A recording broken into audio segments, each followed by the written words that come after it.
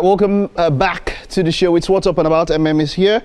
How you doing, MM? Good morning. Hi, morning, Mike. Yeah. How you doing? I'm good, I'm good, I'm good. I like Thursday. when you wear black. Oh, you do? I actually do. I feel like it's your Black. It complements you Does other it? than other colors. So I think it's blue, but I don't like blue. I think. But maybe I'll just give different options. There's a way maybe... black makes you look. It gives Okay. you that dandy look. Don't do it too Is much. Is that okay? Okay, yeah. So there's been something been trending here over the past 2 days and conflicting reports. We've heard many things. That's talking about the 14-year-old boy. yes, the situation in Oyo State State of Ibadan, where the police were reported or alleged to also have shot a 14-year-old boy, a stray bullet and all of that. Wow. A video came out. Okay. It was first said that they were chasing people. A Yahoo or fraudster, whatever. yeah, A according to fraudster, reports. According to reports. And that the boy was being taken to exam, and then a stray bullet hit him. Right. And then the police released a statement to refute the claim that the father himself was the one who was driving against traffic, one way, recklessly. And they said that it gave the vibes of maybe someone was being kidnapped or something. Like it was a criminal activity that was ongoing. And so the policeman was trying to shoot the tire. Yeah, but and then from the tire, it entered into the tangent of the shot, left the tire and got into this boy. But the video does not show how it happened. Well, does the video I saw was a car going, against traffic. But does it show that the father was inside or someone was inside? Exactly. Does it show that the boy was there? Does it even show that it's that car? How can it be verified that it's that place? It could be a video from somewhere else and all of that, but different and conflicting statements. But I think the major thing here is about how issues should be de-escalated in such a way as not to harm people when things are not confirmed. Right. You understand? If somebody was going to get a one-way, I don't know, and they said the blockages that the person, we've seen very, you get to allow here, there are spikes that are used at different things to try and stop. I don't know, but the issue is that too many conflicting statements. And I wish that the AIG or the IG has also been called into question in this particular story. Right. And I hope that there is an investigation and let's know exactly the circumstances of this particular story. So right now, I'm currently trying to check if, there's been a statement. Okay. If the police has released a statement in this, regarding this situation. But the truth is, Mike, over the years, we have seen similar cases of incidents like this where, an innocent passerby is being caught up, in the ruckus that goes on between a police in between a police chase or some road official getting. We've seen so many cases over the years, and I think that this calls to question what the police or what regulatory bodies in this regard are doing to ensure that this does not keep happening. Because we can't keep saying, okay, the father was at fault, the kidney was at fault. At the end of the day, it is a child. An innocent child who was just, going to school because he was in his school uniform. And then he got caught up in all of this just because a police officer couldn't control himself. I won't lie to you, Mike. Every single time that I'm driving and I see a police officer with a gun, I become agitated. Now that's the question. And I become agitated. This is to the Inspector General of Police. How is it that we've come to a point whereby you see, if I should see the police, I should be reassured. But why do I see the police? And I'm afraid. And I am scared. How is it so? Police is your friend, according to the statement and all of that. But why is it that when I see my friend, I would rather even run to my enemy when I see my friend? My friend, how are you? Why?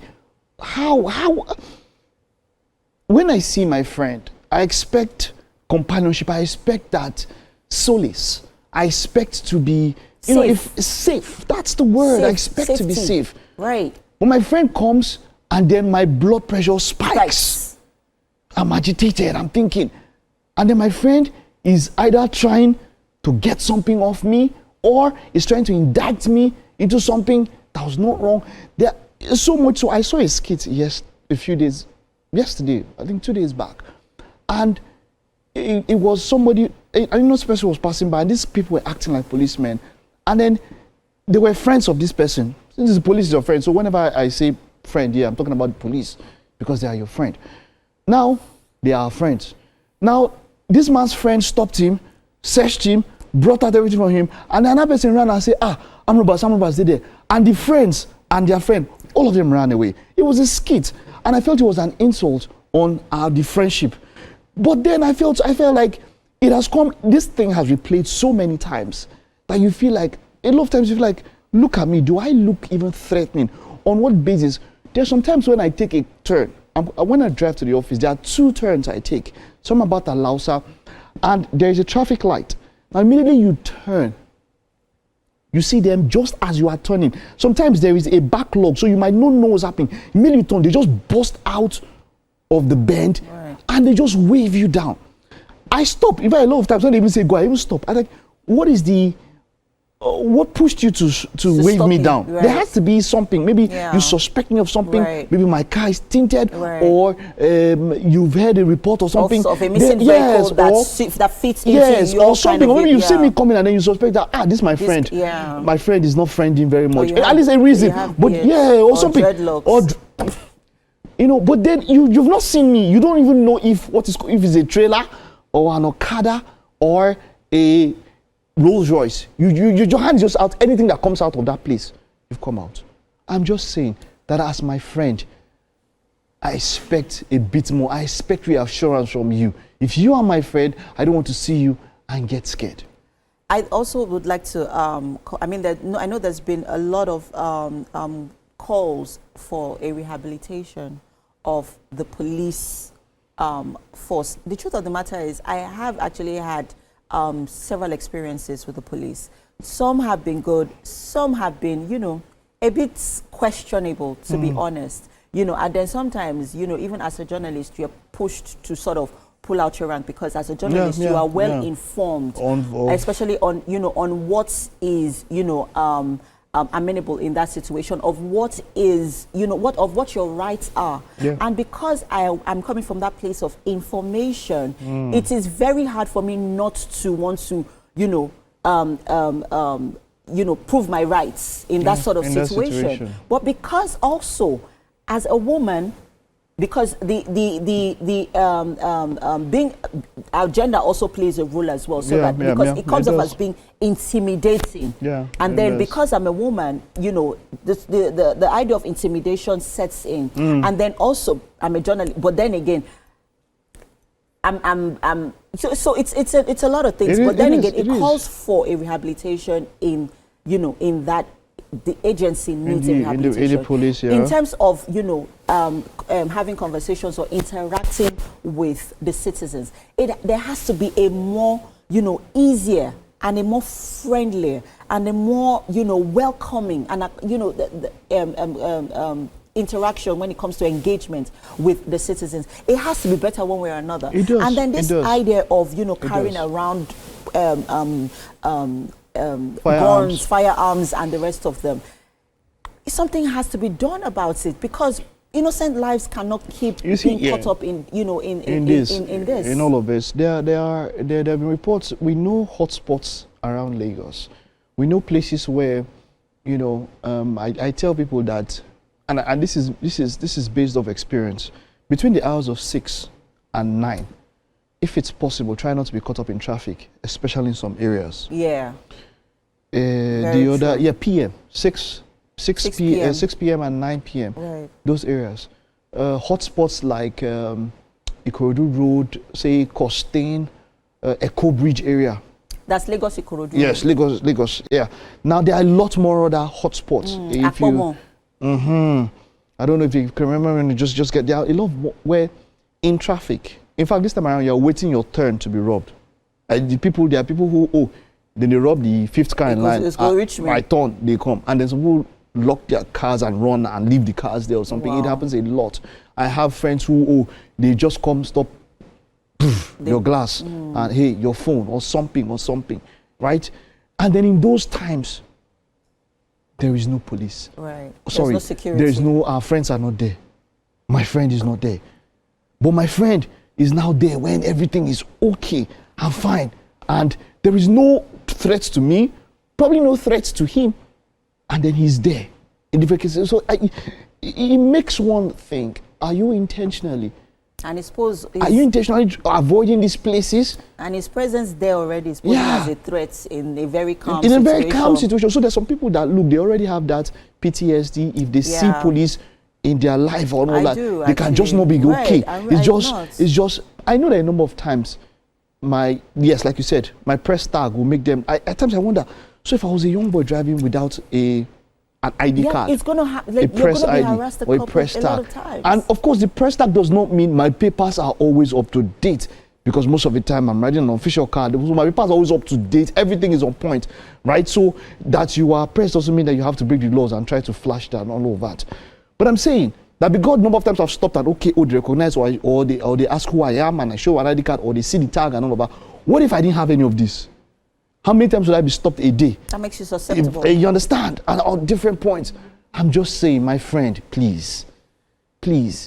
There are in everywhere. There are bad eggs, there are good eggs, there are eggs that are almost about to spoil, there are eggs that are rotten. As much as possible, please be reassuring. Be reassuring. I want to see a cop and smile and look, I've had some good experiences. One or two good experiences with the police. I do, and it's not all bad. Let me even put it out there. It's not all bad. Okay, let me put this out there. People like complaining. On this particular day, I was in a downfall on the island to mainland. I've told this story before. And then, so I was just chilling in the back seat. Window was open, and I took out my tab. It's not too long I bought it, one particular brand. I was now watching a movie. I put the earpiece, I just said, so the breeze from the downfall backseat, you know how backseat is now? I was enjoying breeze. Very cool breeze. Then I get to, where I get to, when you pass Alakme Ketu, that's also one hot spot. Yes. I was just coming there like this. The next thing like this, thief. Not thief. I was holding phone. Next thing I was holding my empty air. Just like that. It just happened. No, that was like rapture. Like, I'm serious. I just holding this down. You just, what happened? I now put out my head. Now someone guy running. They say, hey, the whole person say, hey, yeah. Do you know what happened? I got home. I was just so calm that day. I was me with some people for change. I was just so calm, like God. Now so this thing happened, and I got home. Something just said, I just called the number because that number I just called the number, and next thing a policeman picked. I'm telling you. And they told you they're with your tablet. I'm telling you. Told me to come to area F and pick it. The next day I went there. You know what he said? They said they saw a guy running and everybody was shouting, and the guy said he shot. Ooh. And what happened was that the guy threw the tab this way and ran this way. So the police were looking, wait, we'll go pursue. They left the guy. I went to pick my tab. I went to area F. I got my tab the next day. Yeah, but Mike, I understand that. But you know what? That shooting in the air. No, they tried to scare me. They got my phone back. My point is that that's a good experience. I would always tell this experience. So my friend, that day that guy was my friend. I appreciated him as a friend. I was so happy. Please keep being our friends. On that note, we'll take a quick break now. I wanted to sing, but my voice. If you've had any friendly experience with our friends. You know what I wanted to sing? How are you, my friend? But if I sing now. Right, let's take a time. Use the hashtag Wakeupnigeria on TVC, guys. We'd like to hear your thoughts. We'll be right back. Stay with us.